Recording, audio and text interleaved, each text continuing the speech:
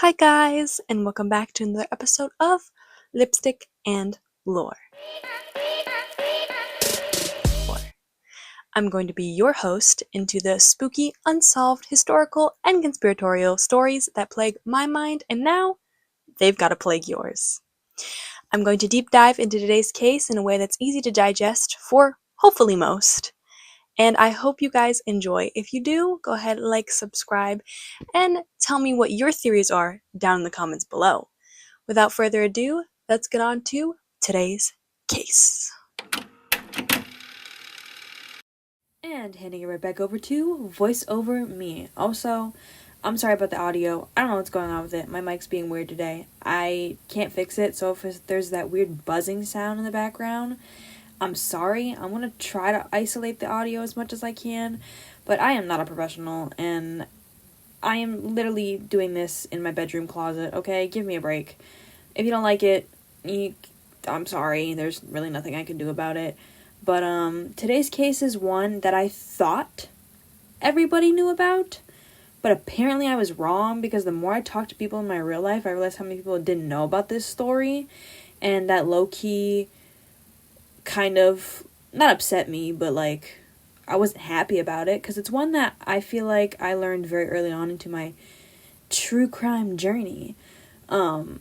So I feel like more people need to know about it, even though I feel like there's been a million different YouTube videos on it, but here's one more. You haven't heard me talk about it yet, so I feel like, therefore, I need to.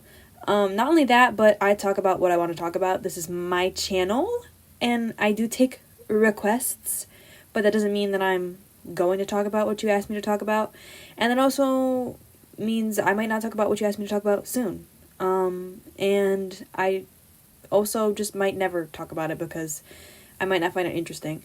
Though if it's true crime related, I probably do find it interesting because I am a true crime junkie. But I digress. Also, I'm really sorry if I sound a little sick. I think I am getting sick, so if I sound a little nasally, my apologies. Lots of apologies in this video. Also, I am very sorry about this buzzing noise. There's literally nothing I can do about it. I don't know why my mic's doing that, okay? It annoys me too. We can sit here and be annoyed together. But anyway, today's case is that of the Black Dahlia, which is such a pretty name for such a gruesome, awful case. And this one is unsolved as far as we know, so if that's not your vibe, you might want to hit the road. But this is one about a girl who, well, she's not a girl, she's a young woman, but she was named the Black Dahlia by the media. That's not her actual name, and we will find out her actual name a little bit later in the case, but I just want to let you know, because I've seen so many YouTube comments of being like, well, was her name the Black Dahlia? Who would name their kid the Black Dahlia? No, that's not her name. That's just what the media dubbed her, for various reasons. So I just want to get that out of the way at the beginning, because if I see another one of those comments, I very well might lose what little marbles I have left, okay? Thank you. Alright, let's jump right into this case, head first through the windshield, okay? And if you can hear the crinkling of paper, no you cannot. So, the timeline for the Black Dahlia case, I'm going to try to keep it in chronological order, but I might jump around a little bit because I am a certified yapper, thank you very much. So, morning of January 15th, 1947, a mother taking her child for a walk in Los Angeles' suburban neighborhood around roughly 10 a.m. is what most sources said. She stumbled upon what she thought at first was a mannequin placed by some teenagers playing a sick prank, which, listen, we always think it's a mannequin. 9 times out of 10, it's never a mannequin. That's one thing I've learned about true crime. If you think it's a mannequin, it's not a mannequin, okay? Never trust a mannequin. On further examination, she learned that it wasn't a mannequin, but a naked body of a woman who had been sliced clean in half at the waist. Which, I can't imagine finding that. Like, walking one of my dogs down the road, in the morning, as I do, and finding a completely severed woman. I don't know how I'd feel about that. I can't say I'd feel great. But despite the gruesome mutilation and many cuts on the girl's body, there was no blood at the scene, which would also confuse me. The woman called the police but didn't stay at the scene because she was mostly worried about like traumatizing her child, which I totally get. A lot of people gave her flack for this and was like, well, why wouldn't you wait for the police to show up? Because she's got what I believe is like a 6-year-old, and a 6-year-old does not need to be seeing that, okay, at all, in any capacity, ever. When police did eventually arrive at the scene, they did note the lack of blood at the actual crime scene, so they believed that her body was actually moved there, and this was sort of just a dumping ground and less of the actual crime scene, which does in fact make finding evidence a lot harder because you don't have blood evidence, you probably don't have a lot of forensic evidence, and you don't have a lot of struggle evidence. So finding a story plot here is going to be very, very difficult because you basically just have a body dumped. So unless there is good evidence on the body, you're kind of at a crossroads and possibly a dead end.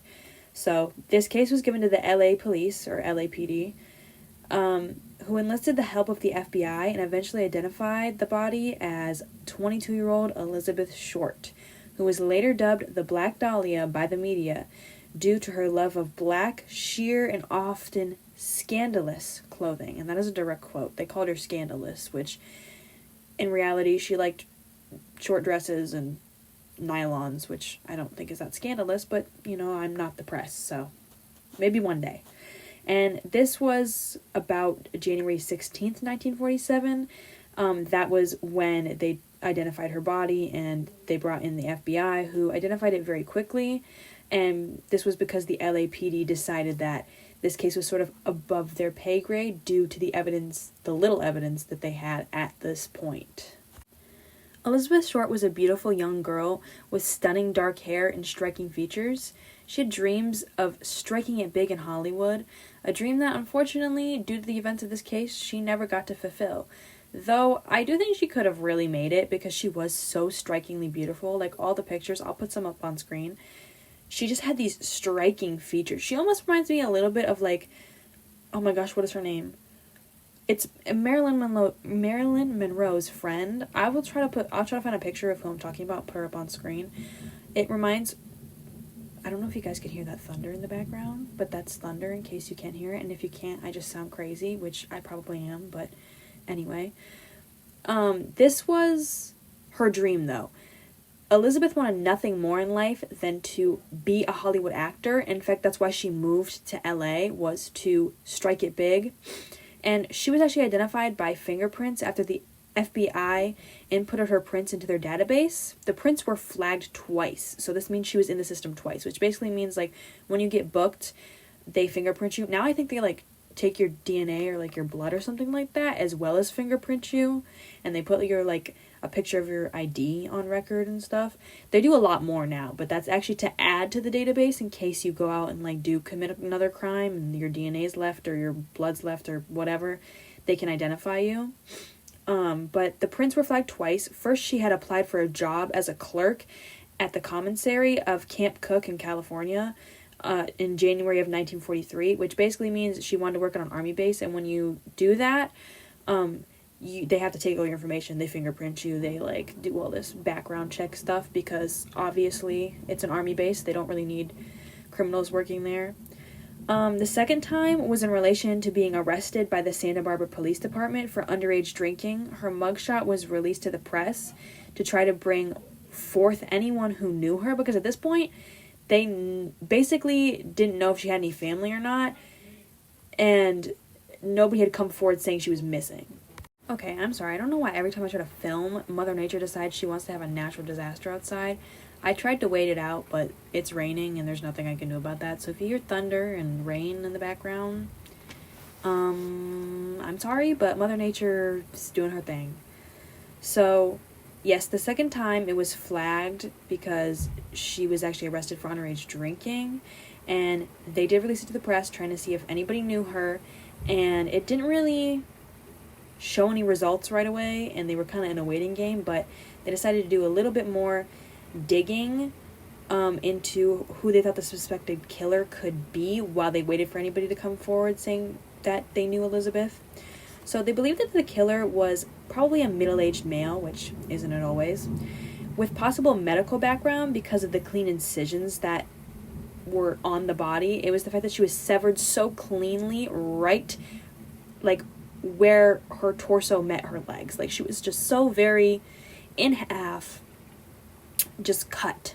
And this really made them believe that they had some sort of surgical background, or that this wasn't their first killing, because it was almost professional in nature. And that's a direct quote. A lot of the sources said the police department said that it was professional in nature, which is terrifying. So I do just want to talk a little bit about Elizabeth Short as a person, because I do believe it's very important to really humanize the victims, because oftentimes in these cases I feel like we forget that these are real people and they had real lives with real friends and real family and were real. So she was, in fact, a 22-year-old girl who had dreams of being an actor, and those dreams were tragically cut short by somebody who decided that murder was the best option. So she moved to LA in July of 1946 after living with her father, and most sources said that her and her father had a very rocky relationship and that he didn't really support Elizabeth in a lot of ways. So she moved out and she went to LA and she became a waitress as she tried to book acting gigs, which she struggled to do. She rented a room behind the Florentine Gardens nightclub on Hollywood Boulevard, and overall friends described her as a bubbly, outgoing person who often wanted to party and have a good time, and that she wanted nothing more in life than to be an actor, because really Elizabeth just wanted to be remembered. She wanted to make it big and be remembered and have people love her. So that was her main goal in life. And while police waited for somebody to come forward claiming Elizabeth, they got a manila envelope delivered to the police department on January 24th, 1947. It was addressed to the LA Examiner and several other LA newspapers. Also, sorry if I'm talking a little bit fast. I'm trying to get this all out, but I keep sneezing, so I'm doing my best, guys. These conditions are not ideal, but I persist. The envelope's contents were a letter made up of magazine and newspaper clippings that said, quote, "Here is Dahlia's belongings," end quote. Inside the envelope has her birth certificate, business cards, photographs, names written on a piece of paper, and an address book, all believed to belong to Elizabeth. All the contents had been cleaned with gasoline, just like Short's body had been. So they do believe that this was from the killer due to the way things were presented, and the fact that these were believed to be her actual belongings, and they were cleaned with gasoline just like her body was, which, if you don't know, gasoline is really good at getting rid of just about anything. Fingerprints, DNA evidence. She wasn't lit on fire or anything, and neither was her belongings. Like, gasoline just wipes all that stuff out. It's like bleach, but better for criminals. Wasn't me giving you any tips, by the way. Don't use gasoline to clean stuff, okay? Just use regular old Clorox, and also don't commit crimes, and don't need to get rid of your fingerprints, and yeah, don't do that. But police contacted roughly 75 men from Short's address book, but most of them alleged to only have known her for a very short, brief period of time, and a lot of them had solid alibis for when the time that they believed Short went missing, so none of them were considered to be persons of interest or the killer, which was sort of a slap in the face for investigators, because this was finally a lead that they had and it led to nothing. But honestly, in my mind, like, if we're thinking that the killer dropped off the envelope, why would he drop off the address book with his address in it, like his contact info? That would be a pretty stupid move. But I guess killers have done weird things. I don't know, I'm not a killer, so I don't have a glimpse into their brain, but I would assume you wouldn't want to give the police your information, but I digress. After no new leads were found on her belongings, police went ahead and decided to get a warrant for the USC Medical School. This was due to the suspicion that they thought the killer was most likely involved in the medical field and probably had medical knowledge due to the precise cuts and severings of the body. But no leads came from this either. After this lead dried up and the case went cold, the truth behind what happened to Elizabeth Short, aka the Black Dahlia, remains lost to time. While the truth may never be known, it's a case that never really died out. The case inspired many novels and movies, both fiction and nonfiction, so in a tragic, gruesome way, Elizabeth got her dream after all, because she is a famous, known name in Hollywood, and there are many movies and many novels and many playwrights about what happened to her. So in a very twisted, awful way, Elizabeth did get to become famous. She just unfortunately wasn't around to witness her fame, which I think is so sad and so tragic because, yes, she got what she wanted, but at what price? The public interest in the case really led to many theories and speculations about what happened to the young actress, or aspiring actress, I should say.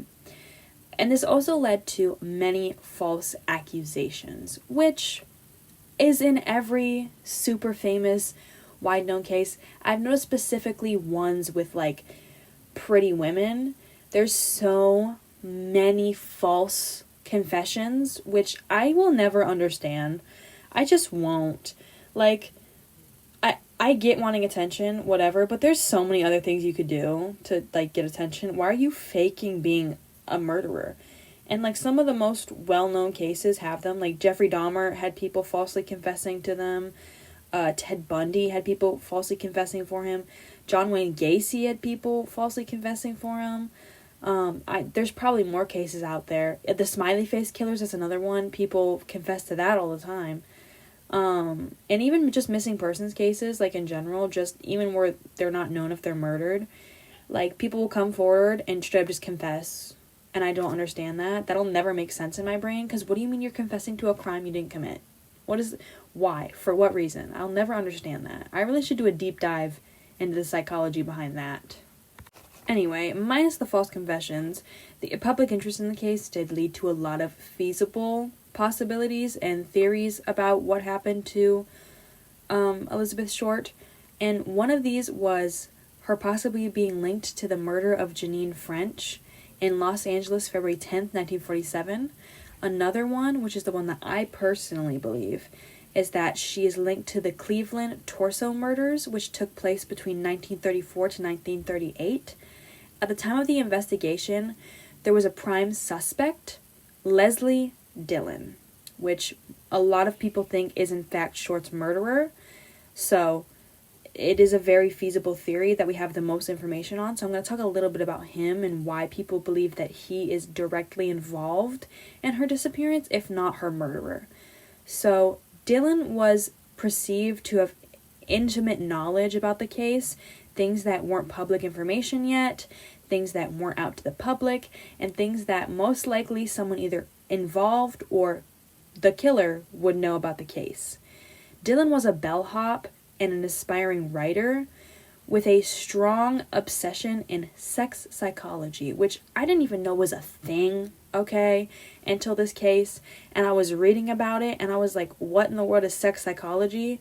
And to be honest with you, I still don't really know, so I'm not going to try to explain it to you. If you want to look it up, at your own risk. But anyway, he was obsessed with this.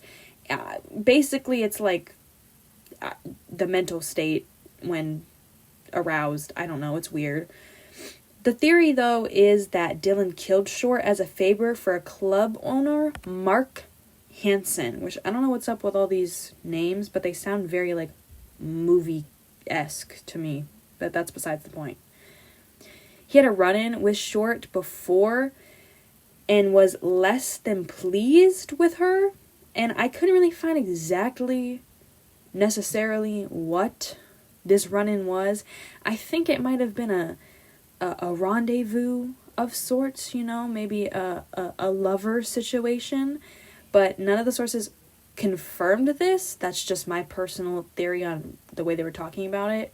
I think they might have been, you know, lovers of some sort, but I cannot confirm that, so take that with a grain of salt.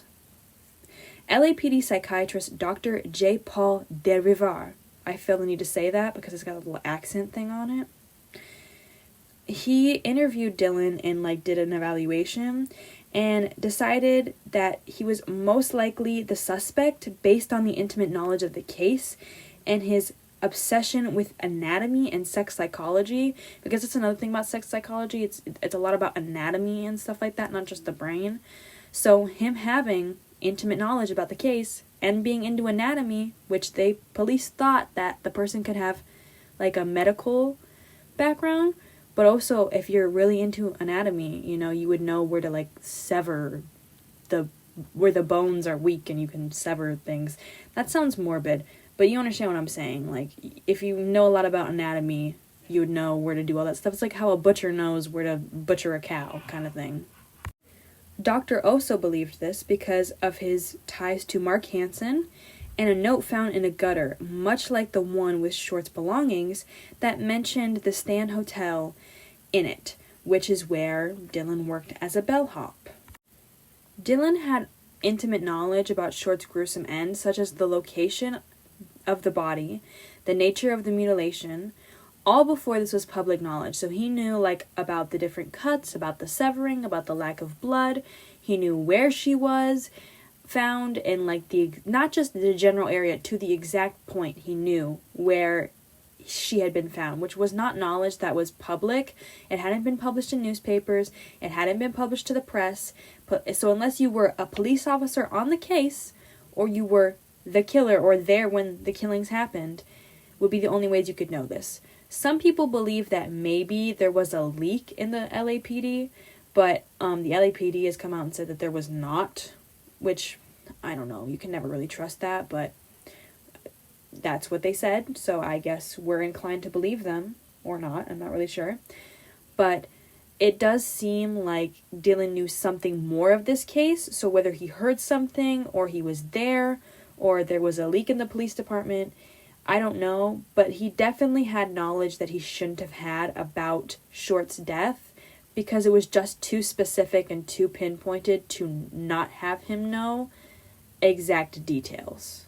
And the way they found out that he knew all this information was because he wrote it all on a note to his psychiatrist, but it was really cryptic and, like, rambly and sort of like, I don't know, like he was losing his mind. And this psychiatrist reported it, which, like, I get patient confidentiality, but also there comes a point where when your patient starts talking about a severed lady, you just sort of have to tell somebody about that. I feel like that's something that they don't prepare you for.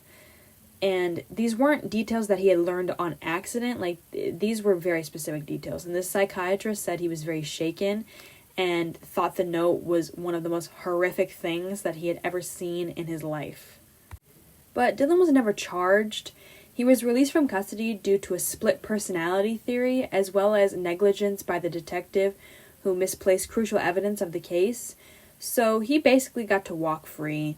He had no consequences, and they never really interrogated him again about this knowledge that he had. They never really asked him, like, where he got this information from. He just sort of got to walk off, and he may have walked off with the only lead we had to know what happened to Elizabeth Short, which is so frustrating. I remember I read that, and I was like, what do you mean he walked?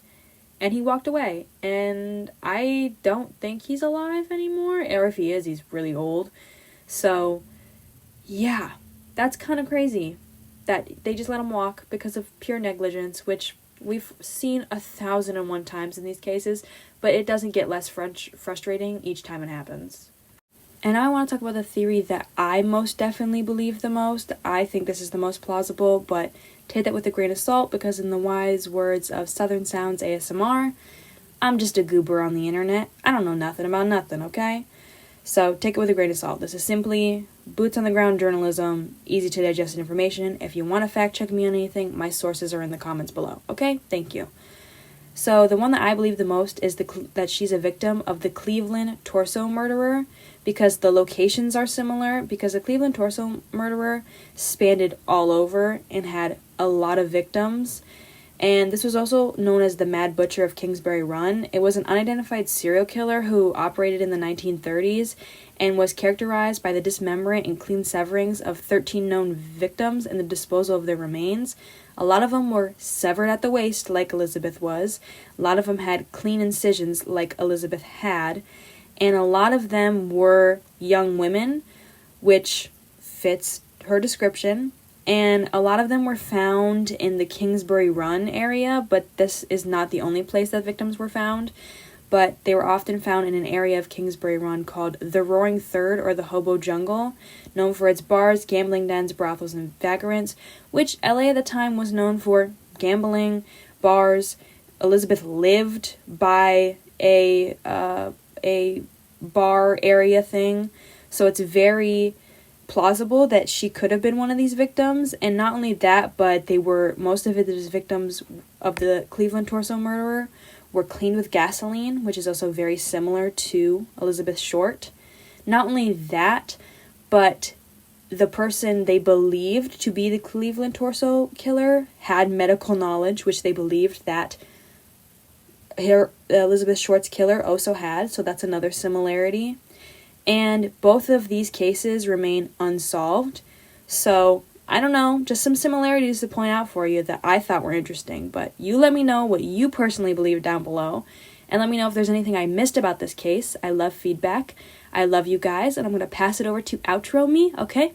Bye. Love you. And that is the unfortunate ending for today's case. It is not one of answers or closure, but it's all we have today. Hopefully one day, Elizabeth Short's case will be solved. At least I hope so, because this is one that truly keeps me up at night. I hope you somewhat enjoyed the video as much as you can enjoy a true crime video. And if this one was a little heavy, I do apologize, and hopefully the next one will be a little less heavy. But of course I cover true crime, and unfortunately it's going to be heavy. But if you are feeling a little down, go outside, pet your dog, pet your guinea pig, go talk to a loved one, do something that's going to make you happy, put on some cartoons, and enjoy the rest of your day. I love you. Be safe, be smart, and have a good one. Mwah!